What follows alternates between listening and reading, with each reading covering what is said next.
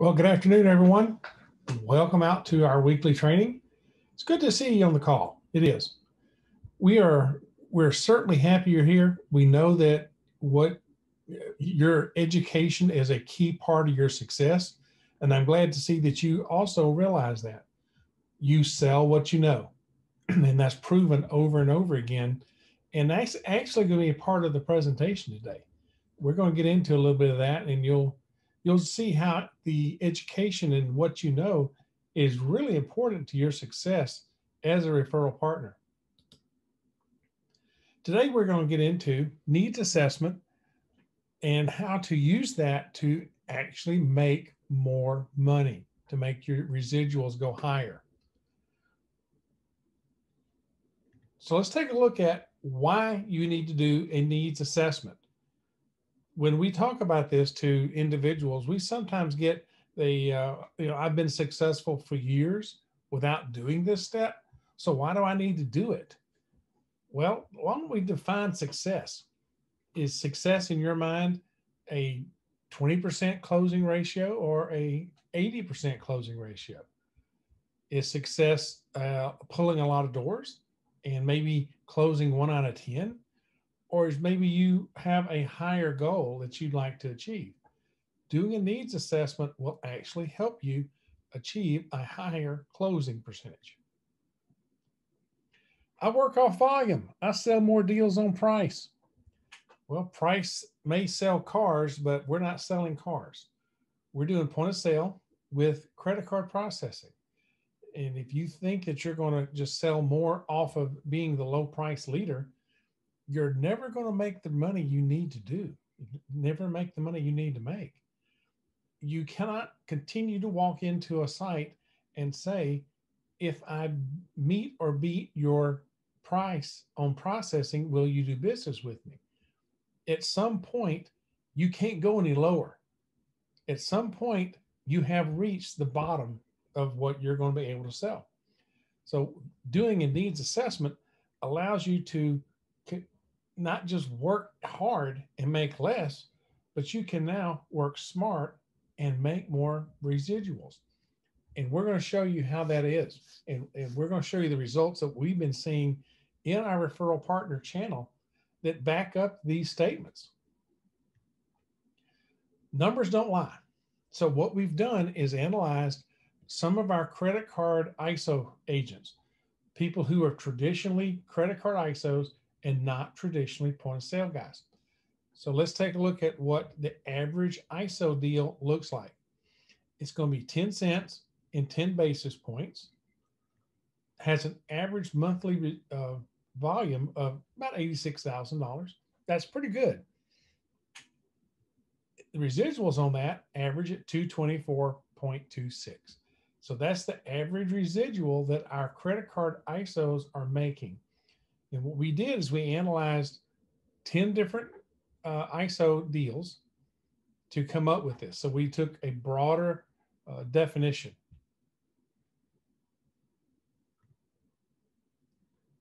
That equals a 0.23% profit margin based residuals on the volume. Let's just use that number as a comparison, something that you can do. You can take your average revenues, average residuals, and divide that by your average monthly volume, and you can come up and see how do you rank with regard to our credit card ISOs. Now let's take a look at average POS dealer. We analyzed 3 different dealers. These are traditional point of sale guys, people who know point of sale. They know how to sell with a needs analysis. They then use that needs analysis to formulate a presentation then that creates a solution. So these are the people that are actually, well, let's just see.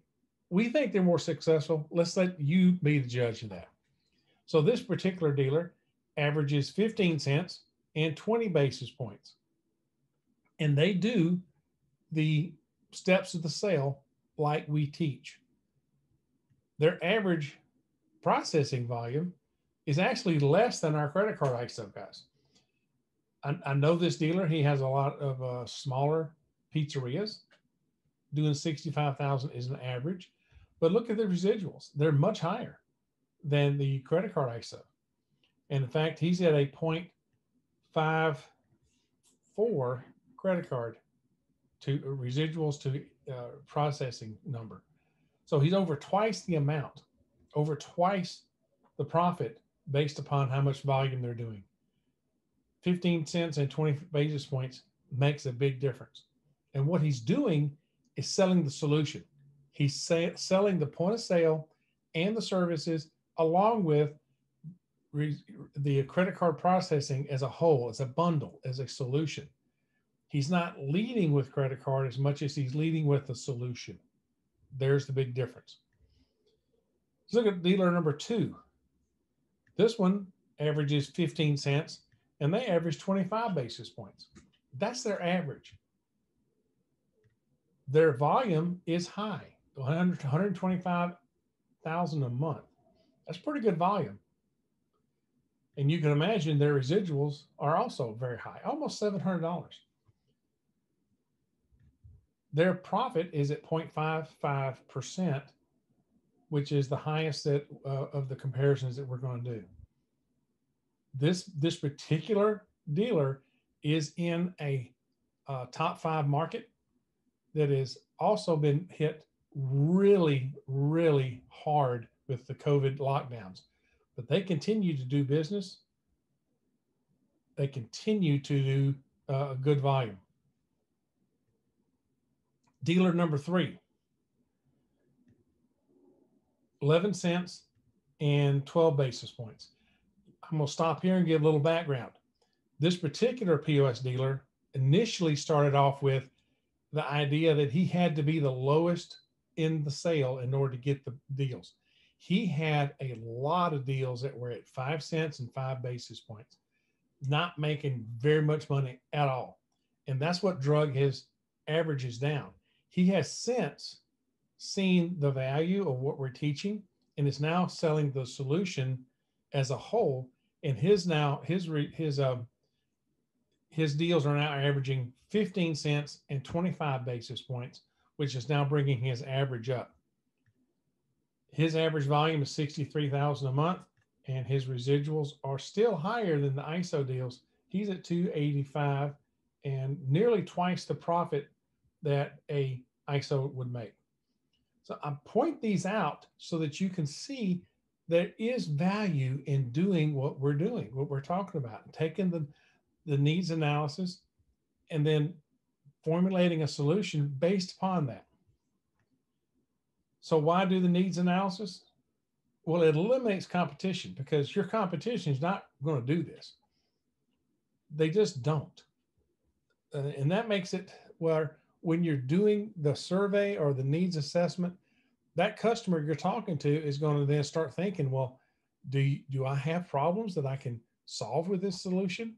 Is this something that will benefit me other than just low cost processing? It's going to eliminate the competition because your competition is not going to talk about the specific needs of that business. It also is much easier to close.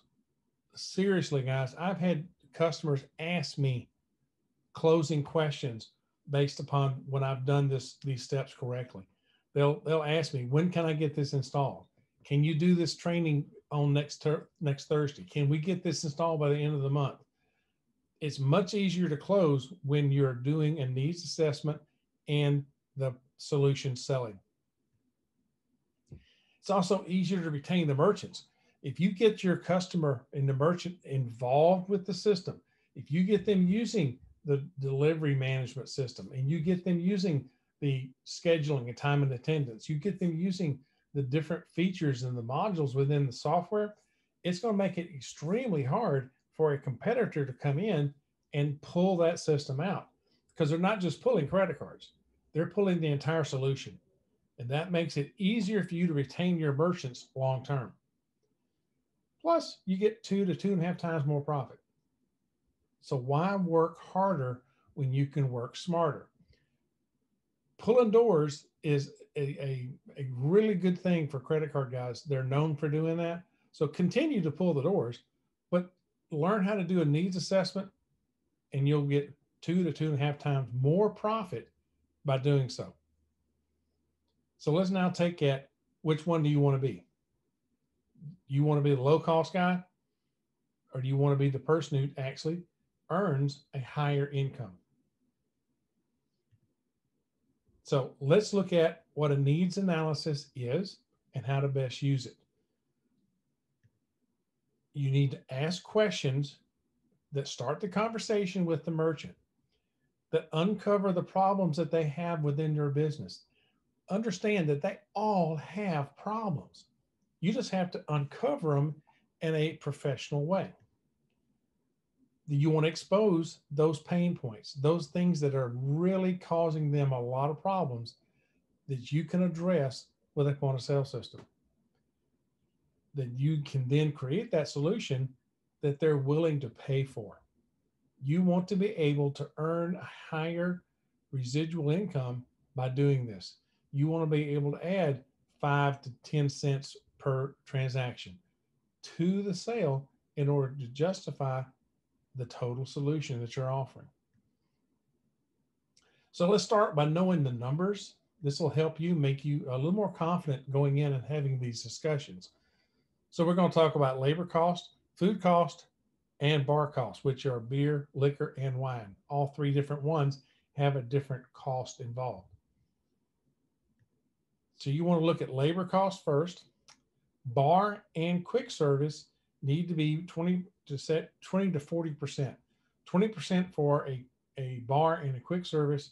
Table service is going to be 40. It's a little higher, but it's more labor intensive to do table service.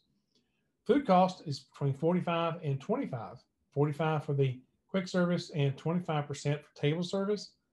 Anything above 35% in table service, they've got serious problems and are losing money on that. Bar cost, 24 for beer, 15 for liquor, and 28. These are numbers that were taken from the National Restaurant Association, so you know that they are at least have validity. What to look for between between labor and food cost is the two numbers added together should be less than 66%. If not, there is a serious problem somewhere between those. It could be in the labor or it could be in food or both, but the numbers together should equal less than 66%. That's 2/3 of their profit is in those two areas. That's key to understand and key to know going forward. So let's now understand the difference between fixed cost and controllable. Fixed cost would be something that you really can't do anything about. It's going to be their rent, utilities, debt, other things that are not controllable by you. You have nothing to do with that. You can't do anything with it. They're fixed. Your point of sale system is not really going to affect these whatsoever. Now, but controllable cost, that's different. So it's things such as food, how much they buy, how much they waste, how much they sell. Food is a controllable cost that is affected by the point of sale system. Same thing with labor. Labor is probably the most controllable or the quickest to control in that they can send people home, which will then save on labor. They can affect that much quicker than they can their food cost, but it is something that can be controlled. Theft is not something that's talked about a lot, but we've done a series on controlling theft in businesses, and the amount of theft is just unreal in the United States. A third of the bankruptcies in the United States are caused by employee theft. It's a huge issue that is not really spoken about much, but something that is something you should talk about, and I'll teach you here in a moment how to do that. Then, of course, processing is a controllable cost. We all know that. Credit card people are good at this. They will take a statement and rip it apart and know how to do it. Did you ever think that when you were doing an analysis of a processing statement, you were actually doing a needs analysis? Because you really were. You were analyzing pain points. You were looking for opportunities. What we're talking about today is getting you to expand that beyond just a processing statement and taking that to the entire operation. So let's gather information. That's going to be the goal. So it is to identify 3 to 5 points that you will actually use in your solution to then justify the system, to show that our system, our solution will actually pay for itself. And generally in less than 18 months, a lot of times in less than 6 months. Those are real numbers that you'll learn how to use to your advantage to justify why they need to buy that system that you're offering, because your solution is going to make them money quicker. So you want to identify pain points. Pain points would be high labor cost, high food cost, theft. Those are all pain points. And then here are some things you can do without asking questions. You can look for stuff that you can observe on your own, such as the number of terminals, the number of prep stations in the kitchen, they're using cash registers or point of sale. That's a big one there. If they're using cash registers, they're very loose on their controls, and you'll be able to help them a lot. Are they using cashiers or server banking? Very rarely do they use both, but occasionally they will.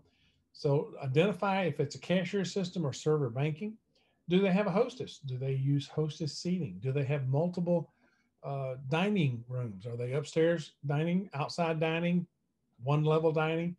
Look for the different situations for where the seating is, and do they need a hostess? It's possible they don't run one now and they need one.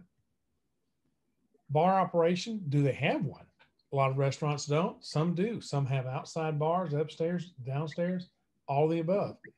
What kind of bar operation are they running?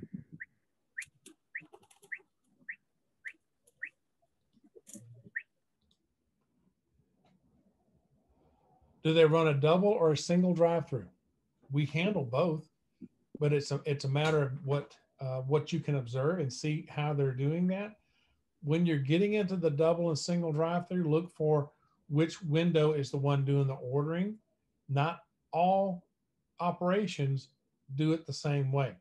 When you're looking at the double or single drive-through, sometimes the cashier and the order taker are in the back window, and the front window is just used for passing the food out the window.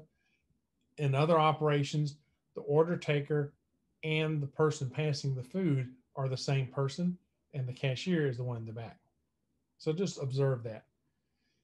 And then how are they doing their order queue? Is it a serpentine, or is it just what I call rush the counter? That is where they just, you have 3 or 4 different cash registers and cashiers, and the next person just walks on up.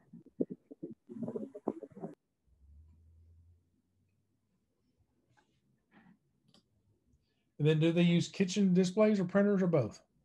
Look for their situation where they have a expediter. Do they need an expo if they don't have one? Look for these things in the operation, but really before you start asking questions.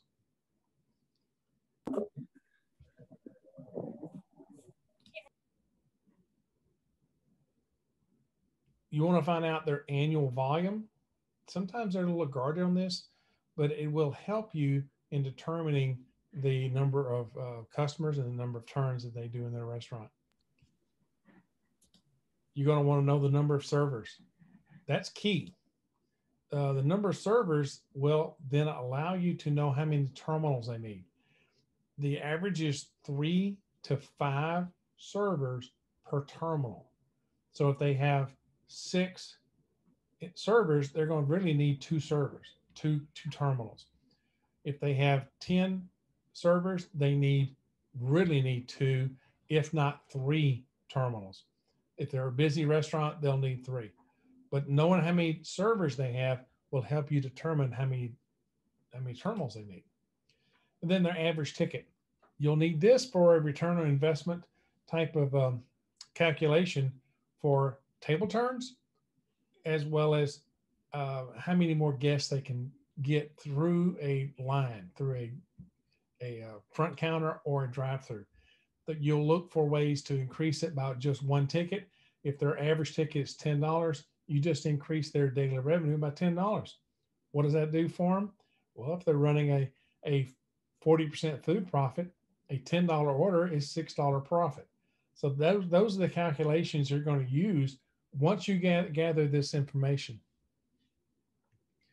you want to know, what do they like? What do they like about their current system?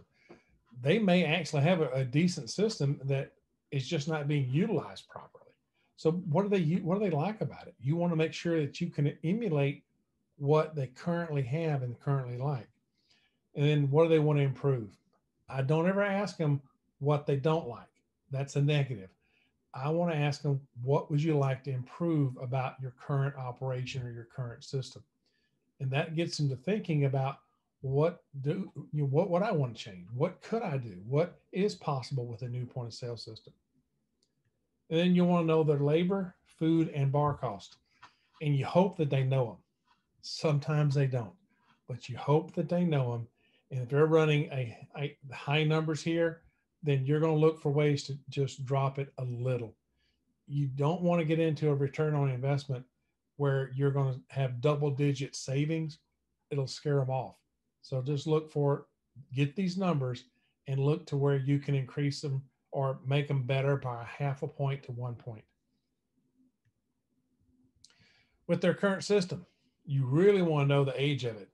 If it's over 3 years, it's probably out of warranty. If it's out of warranty, it probably is going to have problems that are costing them.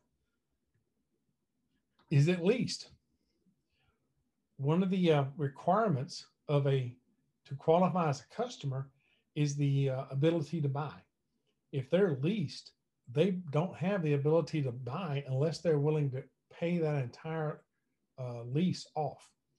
So if they're in a 5-year lease and they're 2 years into it, you're wasting your time. They're not going to be able to buy the system, no matter how bad they don't like their current setup. They have to be able to be purchased. They have to be able to make a purchase. And if they're in a long-term lease and it's a short-term into it, they're not a customer. Find out their payment. If they are leasing it, find out their payment and when is the end of their payment? When is their last payment due? There's a philosophy in sales that if they're already making a $300 payment and your system leased is $350, then all you have to sell is the difference. All you have to sell is the $50.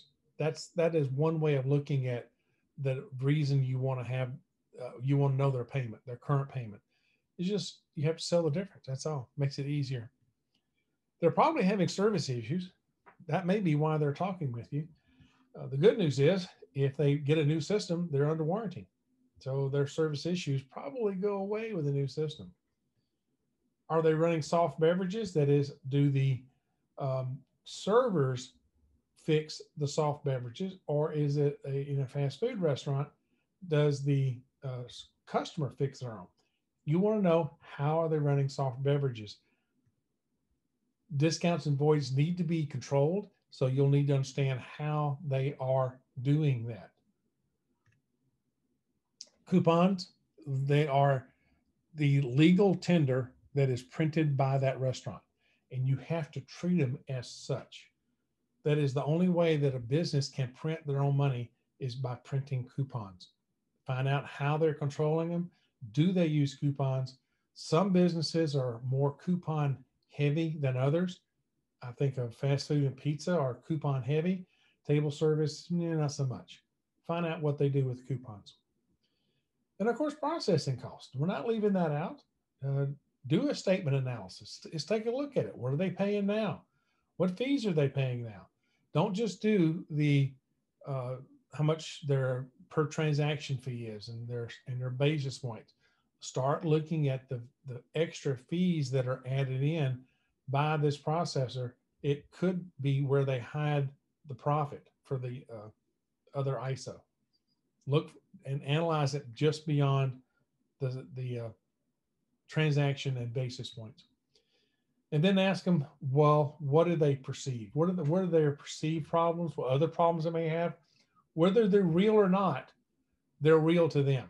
So find out their perceived problems that you can then satisfy with a new solution. And then these 4 areas here are what I call hard savings. That is a savings that is created simply by putting in the system. By putting in the system, they'll be under warranty and the service issues will diminish. By putting in the system and using our required beverage feature, a table service operation will instantly improve their soft beverage sales. By tracking the coupons properly and balancing them as cash in our system, coupons then will be lessened as a problem and theft will be deterred. And of course, processing cost. If we can save them there, we can probably, even if we don't have a transaction or a basis point advantage, we still would have an advantage with the fees. Look for the, that's why I'm saying look for the fees in the processing cost. Then is theft. And theft is hard to approach. You're talking about their employees. And so you have to be cautious in how you proceed, but you also have to know that there is theft. People do steal. It's a fact. Watch our series on employee theft and you'll be amazed at how much theft there is. The rule of thumb in the bar business is you judge how much a bartender is stealing by the car they drive. And I told that to a restaurant owner one time, and he says, wait a minute. And he got up, walked out, and looked in the parking lot and came back really mad because the bartender was driving a vet. And that just indicated to him that, yeah, there was probably something going on. So you approach theft with questions, not statements or accusations. You be careful about talking bad about their employees. No, but just know. Just know it's there. So you ask questions like, do you balance coupons like cash? If they don't, they need to, because coupons in this indication, in this instance, are like cash. And people will take those coupons, stuff them in there, and take the cash out. If you're not balancing the coupons, just like you balance the cash, the restaurant's going to have a theft problem. Have you noticed objects, receipts, or coins left around the cash drawer? Innocent little items like this left at the cash drawer are an indication of a cashier doing something called cashier stacking, where they have a coin, a penny equals $1, a nickel, 5, dime, 10, 25 is a quarter.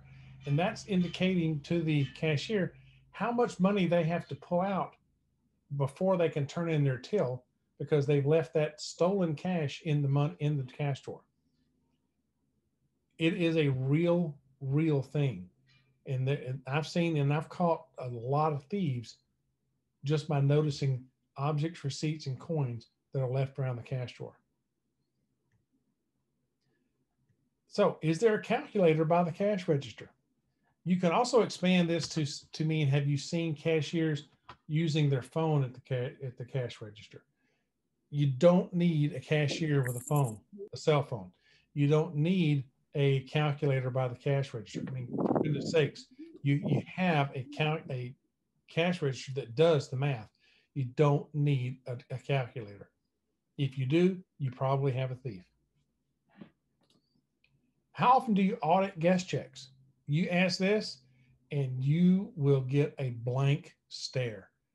They very rarely audit guest checks, and even there's a lot of them that don't even know how to do it. This is actually taking the guest check that was created by the server and making sure that it, number one, adds up, and did all the items get rung up, and how were they tendered. You would want to look at the guest check to make sure that if it's a handwritten check, you definitely want to make sure that the pricing is right, that they had a soft drink or a drink for every entree or for every guest. Those type of things are what you want to audit. I've actually audited guest checks for the restaurant and found a bunch of problems, and then showed it to the owner as a reason why they need to do a pre-check system and a table service. This is particularly effective if they're in a cash register environment.